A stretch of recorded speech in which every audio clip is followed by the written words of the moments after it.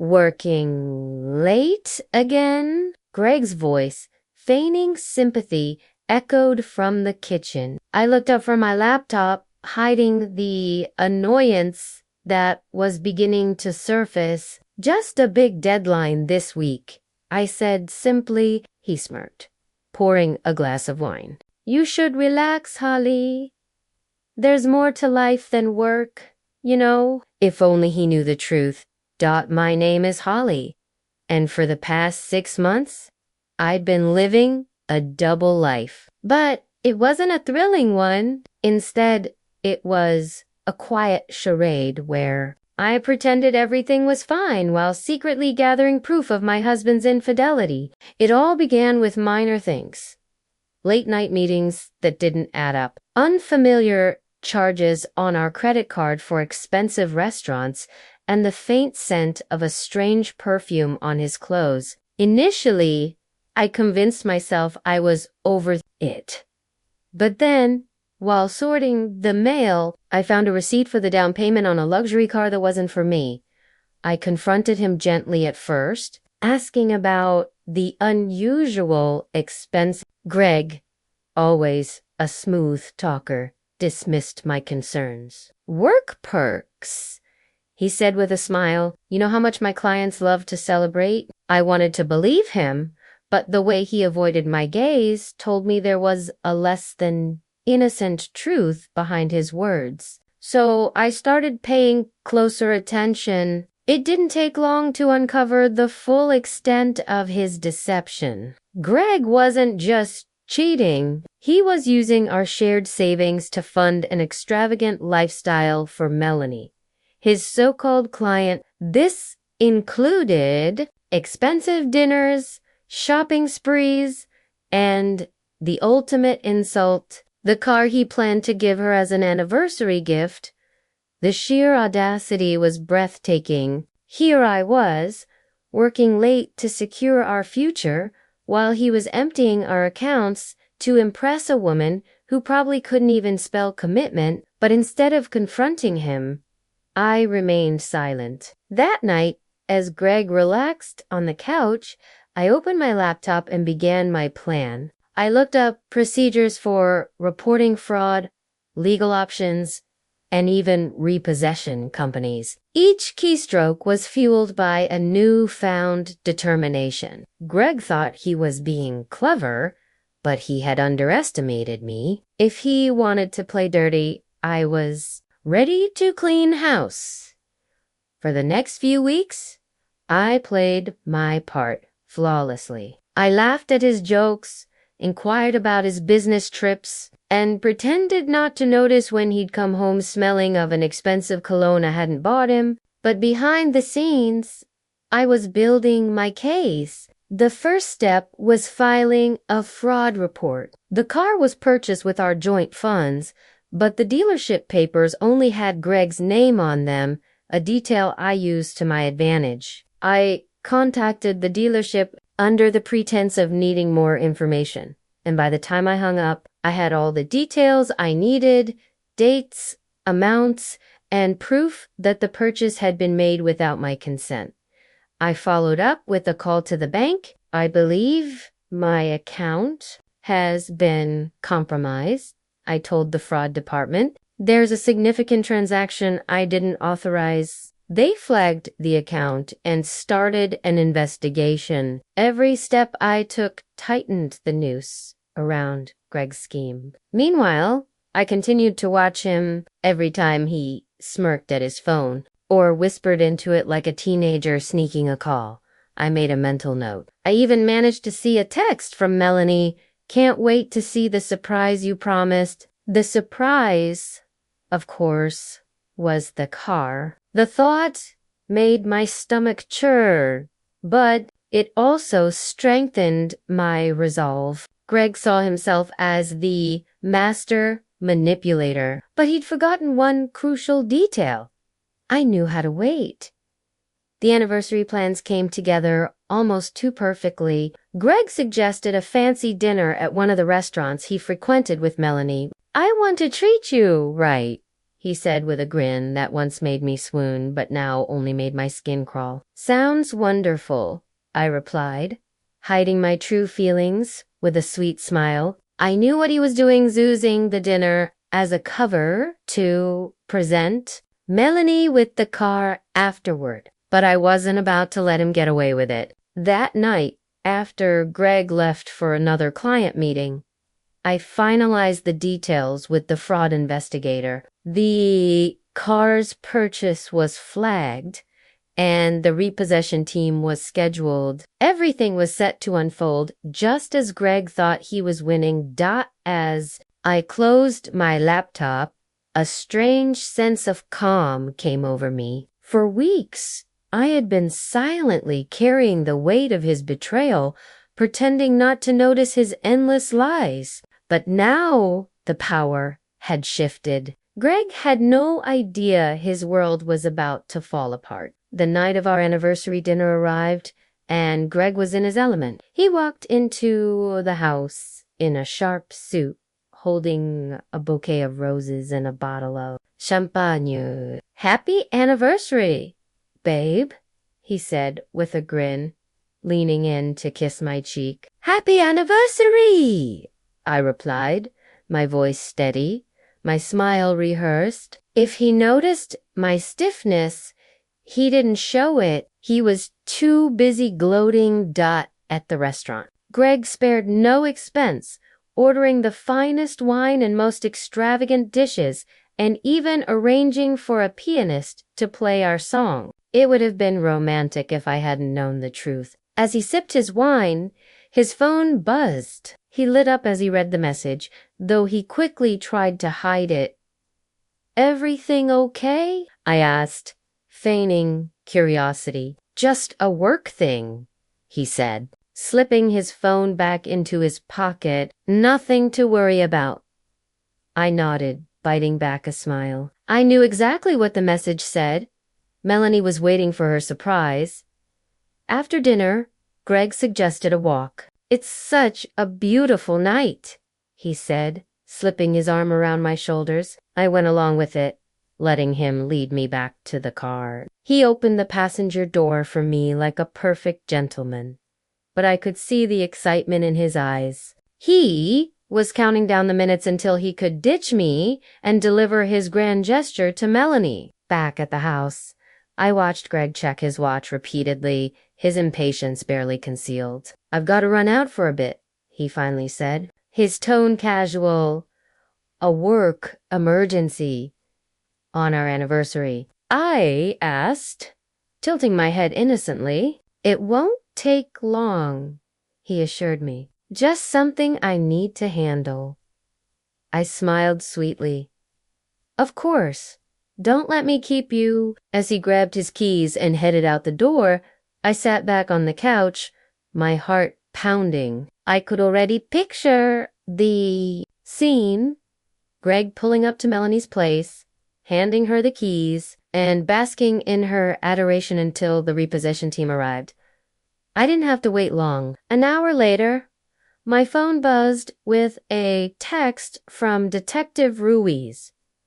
"Repossession complete." Everything went as planned. I stared at the screen, my hands trembling as a mix of relief and satisfaction washed over me. Greg had no idea yet, but his perfect little charade had just fallen apart. And this time, I wasn't the one left to pick up the pieces.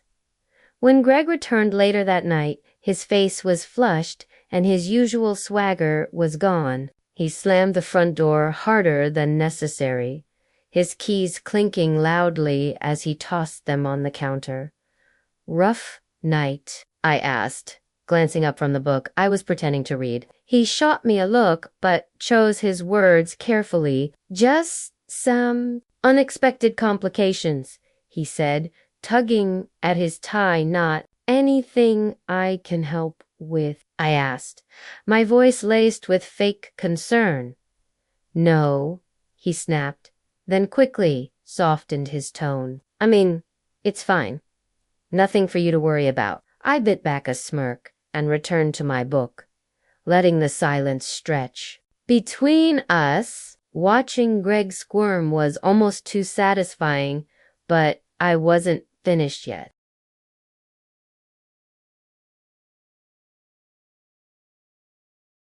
As he disappeared into the bedroom, muttering something about needing to figure things out, I received another text from Detective Ruiz. Your husband filed a report with the dealership, claimed the car was taken by mistake. We'll keep you updated. I chuckled softly, imagining Greg's humiliation as he tried to explain the repossession without revealing the fraud. The next morning, I woke to the sound of Greg pacing in the kitchen. He was on the phone, his voice low and intense. I don't care what it takes, he was saying. Just fix it. She's furious, and I can't. He stopped abruptly when he saw me in the doorway. Morning, I said, pouring myself a cup of coffee. He forced a smile. Morning. Just handling some work stuff. Sounds stressful? I said, taking a sip. Anything I should know about? No, he said quickly. His tone clipped. Nothing you need to worry about. For the rest of the day, Greg was unusually quiet, spending hours on his laptop, muttering under his breath, and occasionally slamming the lid shut in frustration. I could tell he was trying to salvage the situation, but there was nothing he could do. The fraud report had triggered a full investigation, and the dealership wasn't about to hand the car back without answers. By evening, his patience had run out.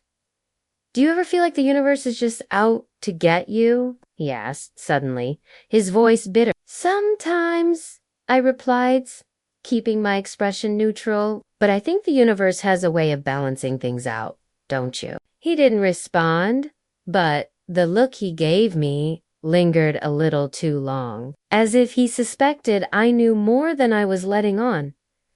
The cracks in Greg's composure became more obvious each day. He was short-tempered, distracted, and constantly on the phone, arguing with someone. I didn't press him. Instead, I watched and waited, silently enjoying the unraveling of his carefully constructed facade. One evening, I overheard a particularly heated call. Greg was pacing in the living room, his voice low but furious. I told you I'd fix it, he hissed. Just give me a little more time. It's not my fault these things happen. I could guess who he was talking to.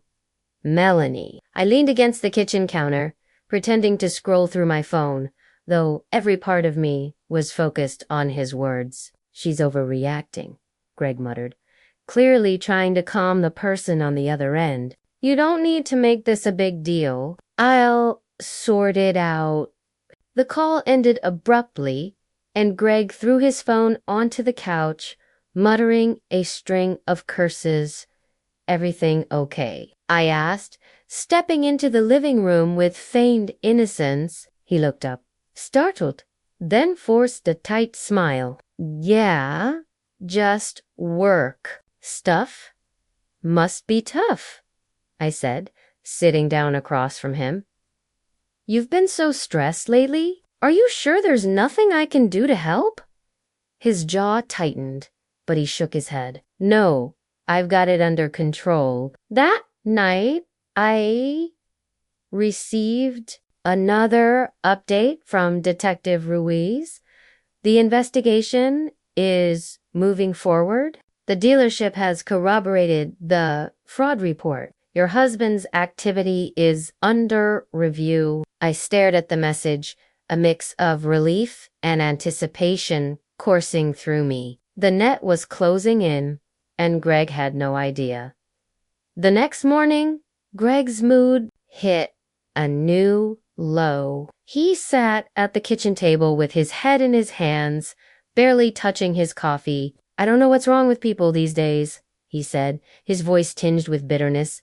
Everyone's out for themselves. I almost choked on my coffee, but managed to stifle a laugh. Really? What happened? He waved his hand dismissively. Just some setbacks. Nothing for you to worry about. Of course, I said sweetly, hiding my smirk behind the rim of my mug. By the end of the week, Greg was visibly unraveling. His confident demeanor was gone, replaced by a man grasping at straws. As he sat in the living room that evening, typing furiously on his laptop, I leaned against the doorway. You know, Greg, I said casually, sometimes people get exactly what they deserve. He froze for a moment, his fingers hovering over the keyboard, before turning to look at me. What's that supposed to mean? I shrugged, my expression calm.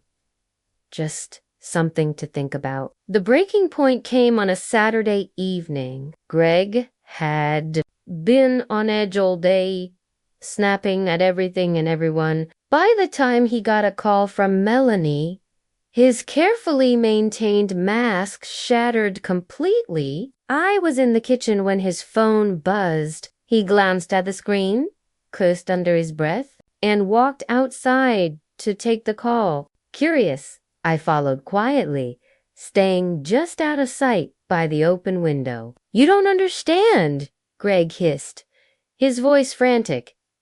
It's not my fault. The dealership's claiming fraud, but I didn't. He paused, clearly interrupted by a furious tirade on the other end. I told you I'd fix it, he said, his voice cracking. Do you think I like this any more than you do? Just give me a little more time. Melanie's voice was muffled, but her anger was unmistakable. When he finally hung up, Greg stormed back inside, slamming the door hard enough to rattle the windows. Everything. Okay, I asked innocently, glancing up from my laptop as he stormed past. Fine, he snapped, disappearing into the bedroom. Moments later, I heard the unmistakable sound of drawers being yanked open and slammed shut. Curious, I peeked into the room and found him frantically rummaging through his closet, throwing clothes and shoes onto the bed. What are you doing? I asked, leaning against the doorframe. Packing, he said shortly. Packing. I raised an eyebrow. Are you going somewhere? Don't start, Holly, he said, his voice tight. I don't have time for this right now. I crossed my arms, watching as he stuffed random items into a duffel bag. What's going on, Greg? You've been acting strange all week. He froze for a moment, his back to me, before turning around. It's nothing, he said, his tone sharper than usual. Just a work emergency I need to deal with. I held his gaze, letting the silence stretch uncomfortably long. Finally, I smiled. If you say so, as Greg left with his hastily packed bag, received a text from Detective Ruiz. The investigation is moving fast. Expect more developments soon. I sat on the couch, staring at the door Greg had just walked through, feeling a strange mix of satisfaction and anticipation. He thought he was running to fix things, but the truth was there was nothing left to fix. By the time he realized it, it would be too late. For the first time in weeks, I allowed myself to relax. The plan was in motion, and the pieces were falling into place. All I had to do now was wait. And if there was one thing I'd learned over the years, it was how to wait. Monday morning, I woke to a string of missed calls and frantic voicemails from Greg. Holly, call me back. It's urgent. Where are you? I need to talk to you now. They're saying fraud, but it's not true. You've got to help me fix this. I deleted each one without hesitation, savoring the quiet triumph of knowing the tables had finally turned. Over coffee, I texted Detective Ruiz for an update. His reply was swift. Greg tried to contact the dealership this morning. He's panicking, but the fraud investigation has progressed too far for him to do anything. I smiled to myself, imagining Greg's face as he realized there was no way out. Around midday, the doorbell rang. When I opened it, Greg stood on the porch, looking disheveled and desperate. His shirt was wrinkled, his tie was askew, and his usual arrogance was nowhere to be found. "We need to talk," he said, his tone pleading. I crossed my arms, leaning against the doorframe. "Talk about what, Greg? The car you bought for your mistress, or the fraud charges you're facing?" His eyes widened, and panic flickered across his face. "Holly, I can explain. ... double quotes. No need." I cut him off. "I know everything. The fake business trips, the luxury dinners, the car. You thought I wouldn't notice, but I've known for months." He stumbled over his words, trying to piece together a defense, but I didn't give him the chance. "You used our money to fund your lies," I said, my voice steady. "You betrayed me, and now you're paying the price." He stepped closer, his hands raised in a gesture of surrender. "Holly, please, I messed up, but we can fix this. I'll pay you back. I'll do whatever it takes." I raised an eyebrow. "You'll pay me back with what? Your empty promises? Or the love letters from Melanie?" The mention of her name made him flinch, and I knew I'd hit a nerve. Before he could respond, I stepped back and gestured to the stack of papers on the entryway table. "You can start by signing these." Greg hesitated, glancing at the documents. "What is this?" "Divorce papers," I replied. "You've already lost the car, and soon you'll lose access to everything else. Consider this your final chance to walk away with whatever dignity you have left." He stared at me, his jaw tightening. For a moment, I thought he might argue, but then his shoulders sagged in defeat. "You don't have to do this," he said weakly. "Yes, I do," I said firmly. Because, unlike you, I know how to finish what I start." Greg left without another word, and as I closed the door behind him, I felt an overwhelming sense of relief. The man who had taken so much from me was finally out of my life, and for the first time in years, I felt free. The house felt eerily quiet after Greg left, but it wasn't the unsettling kind of silence I'd grown used to during our marriage. This was a peaceful silence, the kind that meant freedom. I sat at the kitchen table, staring at the signed divorce papers Greg had reluctantly left behind, his pleas still echoing in my mind. But the weight of his betrayal no longer sat heavy on my shoulders. For the first time in months, I felt in control. Over the next few days, I started putting my life back together, piece by piece. The first step was meeting with my lawyer to finalize the divorce. Clara, ever efficient, was thrilled with how smoothly things were progressing. With the fraud investigation and the financial evidence we've gathered, he doesn't have much leverage, Clara said, flipping through her notes. "You'll keep the house, your assets, and any remaining funds he hasn't squandered." "And what about the fraud case?" I asked, my voice steady but curious. "That's moving forward as well," Clara replied. "Detective Ruiz has ensured that all the pieces are in place. Greg will be facing charges soon, and given the evidence, it's unlikely he'll avoid jail time." I nodded the news giving me a sense of closure I hadn't realized I needed. While the legal battles moved forward, I focused on reclaiming the space Greg had tried to overshadow. I rearranged the furniture, replaced the old curtains with ones I'd picked out, and even painted the living room a soft shade of blue, my favorite color not his. Amanda came over one afternoon to help, armed with paint rollers and a bottle of wine. "This place already feels different," she said as we worked. "It's like you've taken back the energy he tried to drain from it." "That's the goal," I replied, with a smile. "I want this house to feel like mine, not a reminder of him." I also started reconnecting with friends I'd lost touch with during my marriage. Greg had always insisted on controlling our social life, dictating who we spend time with and when. Now, I was free to make my own choices.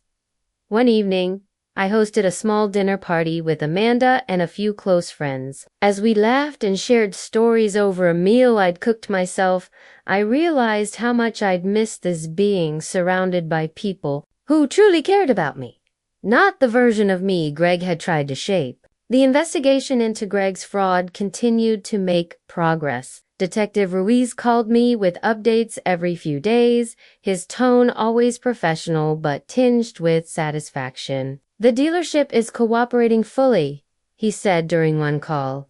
Greg's attempts to cover his tracks only made things worse for him. "It's a matter of time before we see this through." I thanked him, feeling a mix of relief and validation. Greg had spent years trying to manipulate me, but in the end, he'd only out himself. As I hung up the phone, I stood in the middle of my freshly painted living room, taking it all in. The house was quiet, but it no longer felt empty. It felt like home. The weeks after Greg's departure brought a kind of peace I hadn't felt in years. The house, once filled with tension and lies, now felt like a sanctuary. One morning, as I sat on the back porch sipping coffee, I opened my notebook and started jotting down plans for the future. For so long, my life had revolved around keeping Greg happy, balancing his whims and smoothing over his mistakes. Now, for the first time, I could focus entirely on myself. At the top of the page, I wrote things I've always wanted to do. The list grew quickly. Redecorate the house, travel to Greece, start my own business, spend more time with friends and family. Each item felt like a step toward reclaiming my identity, one that had been overshadowed by Greg's selfishness for too long.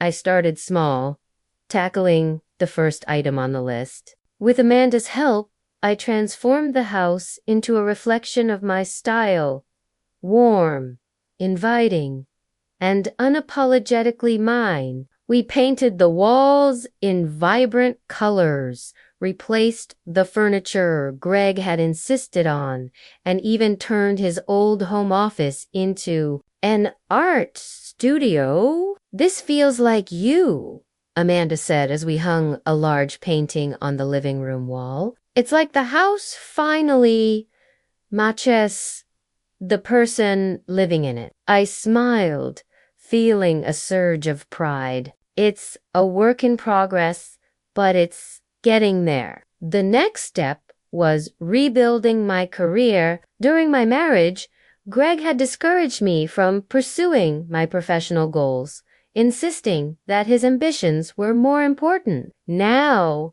I was determined to make up for lost time. I reached out to old colleagues and mentors, explaining my situation and expressing my interest in re-entering the workforce. Their support was overwhelming, and within weeks, I had several promising opportunities lined up. One evening, I received a call from a former boss who offered me a consulting position on a project I was passionate about. "We'd love to have you back," she said warmly. Thank you, I replied, feeling a sense of validation I hadn't realized I needed. I'm ready. As I settled into my new routine, I began to notice subtle but significant changes in myself. I was more confident, more adisijibu, and more willing to take risks. The fear and self-doubt that Greg had instilled in me were fading, replaced by a quiet strength I hadn't known I possessed. One evening, as I sat on the couch with a glass of wine, I looked around the house and smiled. This was my life now, messy, imperfect, and entirely my own.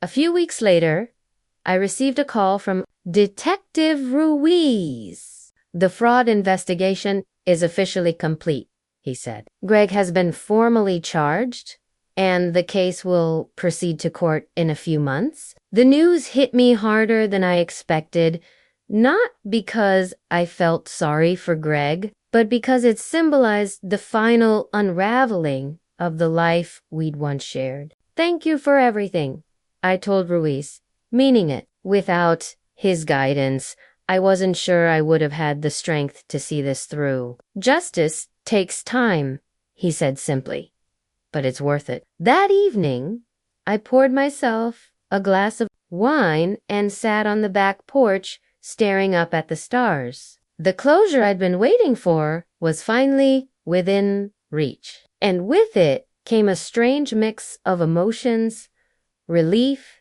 satisfaction, and a touch of sadness for the life I'd thought I'd have.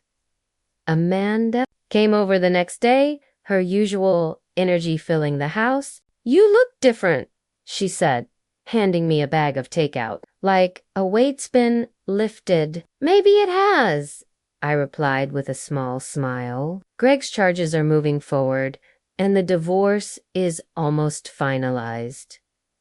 It feels like I can finally breathe again. Amanda grinned. You're practically glowing. What's next? I gestured to the notebook on the coffee table. I've been making plans, travel, work, maybe even a business of my own. I'm finally figuring out what I want instead of what someone else expects of me. About time, Amanda teased, raising her glass in a toast. Here's to the next chapter. In the weeks that followed, I started checking more items off my list. I booked a solo trip to Greece, something I'd always dreamed of but never had the freedom to pursue. The thought of exploring ancient ruins and walking along sunlit beaches filled me with a sense of adventure I hadn't felt in years. At the same time, I dove into my consulting work with enthusiasm, reconnecting with the passion and drive that Greg had tried to stifle. Every step forward felt like a declaration. I was no longer defined by the mistakes of my past or the betrayal I'd endured. One afternoon, as I stood in my freshly redecorated living room, I glanced at the framed photo on the mantel. It was a picture of me and Amanda from years ago, taken long before Greg had entered my life. Looking at it now, I realized something important. I was still that person, the strong, capable woman who knew how to stand on her own 2 feet. Greg hadn't taken that from me, no matter how hard he'd tried. And now, I was finally ready to move forward without looking back,